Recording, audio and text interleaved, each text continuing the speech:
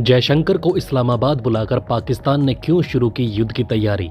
एक तरफ तालिबान, दूसरी तरफ पाकिस्तान के साथ पूरी दुनिया। फिर भी क्यों जीत रहा तालिबान।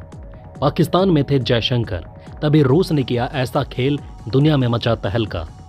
नमस्कार दोस्तों, जी चिल्स ग्लोबल अपडेट में आप सभी का स्वागत है। आइए सब कुछ डिस्कस करते हैं विस्तार से। दोस्तों, एक तरफ पाकिस्तान ने जयशंकर को इस्लामाबाद बुलाया, वहीं दूसरी तरफ उसने युद्ध की तैयारी शुरू कर दी है। और सबसे बड़ी बात तो यह है कि इसमें रूस भी पाकिस्तान का साथ दे रहा है।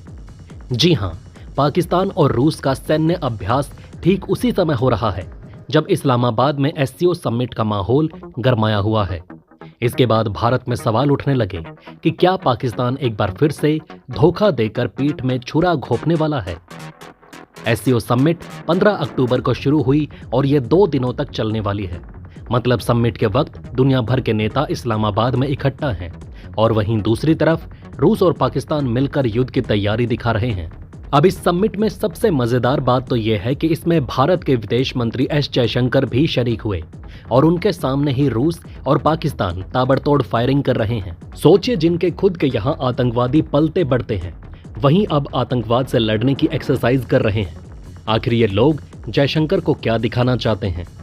पाकिस्तान और रूस ने फिर अपनी दोस्ती को मजबूत कर लिया। उनका 7वां संयुक्त सैन्य अभ्यास दुर्जबा 7 खैबर पुख्तनवा के पाबी में हो रहा है। दुर्जबा का मतलब दोस्ती है और ये इस एक्सरसाइज का 7वां अभ्यास है। ये 2 हफ्ते तक चलेगा।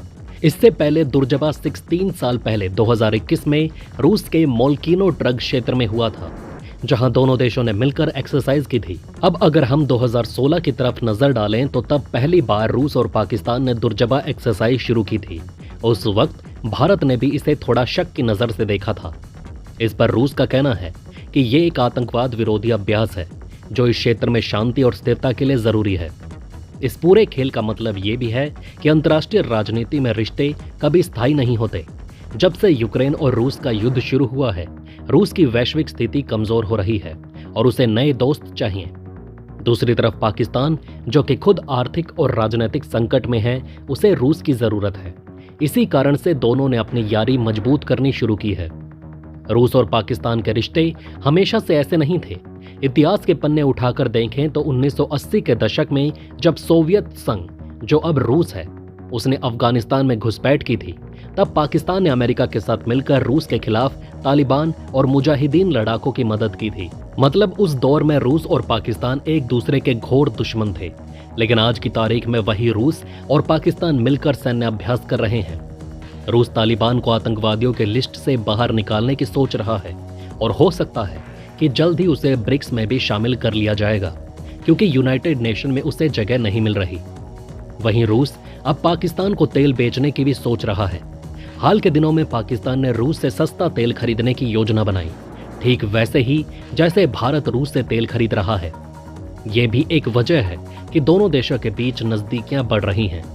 2021 में रूस ने पाकिस्तान को हेलीकॉप्टर और अन्य सैन्य उपकरण बेचे, जो पहले कभी सोचा भी नहीं जा सकता था। हाल के सालों में रूस ने पाकिस्तान को कई छोटे बड़े हथियार बेचे हैं। 2018 में भी रूस ने पाकिस्तान को Mi-35 हेलीकॉप्टर्स बेचे थे। रूस और चीन मिलकर पाकिस्तान और तुर्की जैसे देशों को ब्रिक्स में शामिल करने की योजना बना रहे हैं। आपका सवाल होगा कि आखिर किस आतंकवादी संगठन के खिलाफ रूस और पाकिस्तान युद्ध अभ्यास कर रहे हैं। तो इस तरह के संयुक्त अभ्यास का मकसद होता है दोनों देशों के बीच आतंकवाद से निपटने की तकनीकों को साझा करना। चूंकि दोनों देश अलग अलग तरह के आतंकवादी समूहों से लड़ रहे हैं, तो ये मिलकर सीखने का एक तरीका है। रूस के लिए सबसे बड़ा खतरा आइसिस और काकेश क्षेत्र में आतंकवादी समूह है, खासकर चेचन्या और दागेस्तान में। 1990 के दशक से रूस इन अलगाववादी गुटों के खिलाफ सख्त सैन्य कार्यवाही कर रहा है।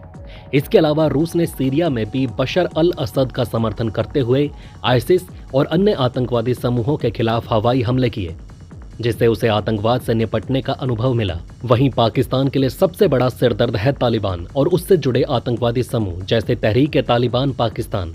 ये समूह पाकिस्तान के अंदर कई आतंकी हमले कर चुके हैं। इसके अलावा पाकिस्तान के पास पहाड़ी इलाकों और गुरिल्ला युद्ध की तकनीकों का बड़ा अनुभव है, क्योंकि वो खैबर पुख्तनवा और बलूचिस्तान के इलाकों में आतंकवाद से जूझ रहा है। आतंकवाद आज हर देश के लिए सबसे बड़ी समस्या है, चाहे वो रूस हो, पाकिस्तान हो या भारत।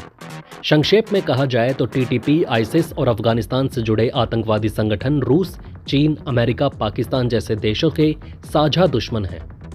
पाकिस्तान के लिए टीटीपी सबसे बड़ा खतरा है, जबकि रूस और अमेरिका आईसिस और अन्य आतंकी संगठनों को खत्म करने के लिए सहयोग कर रहे हैं। आपका सवाल होगा कि जब रूस, चीन, अमेरिका और पाकिस्तान सब के सब टीटीपी के खिलाफ लड़ रहे हैं तो फिर टीटीपी को समर्थन कौन दे रहा है? तो इसे जरा विस्तार से समझिए।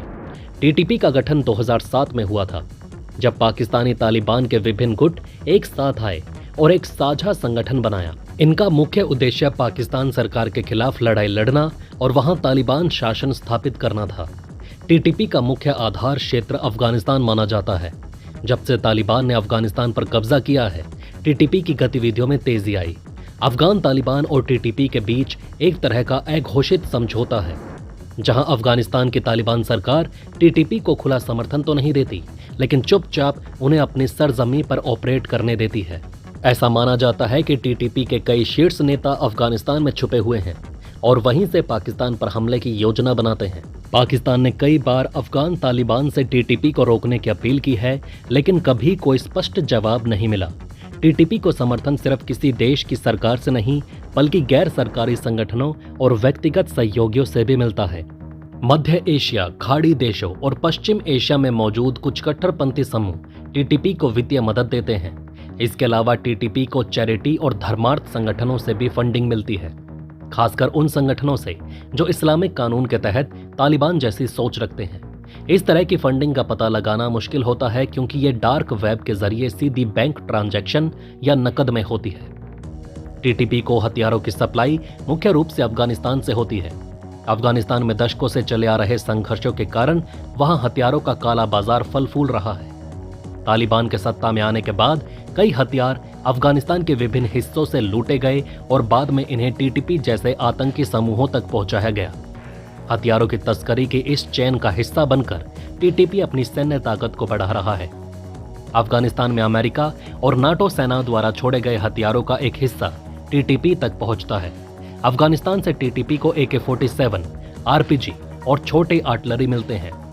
ईरान और अफगानिस्तान के हथियारों की तस्करी चेन अफगानिस्तान और ईरान के बीच एक हथियारों की तस्करी चेन मानी जाती है, जो सीधे टीटीपी और अन्य आतंकी समूहों तक हथियार पहुंचाती है। हक्कानी नेटवर्क, जो अफगान तालिबान के सबसे खतरनाक गुटों में से एक है, उसके मुखिया आजकल अफगानिस्तान के गृह मंत्री बने हुए हैं।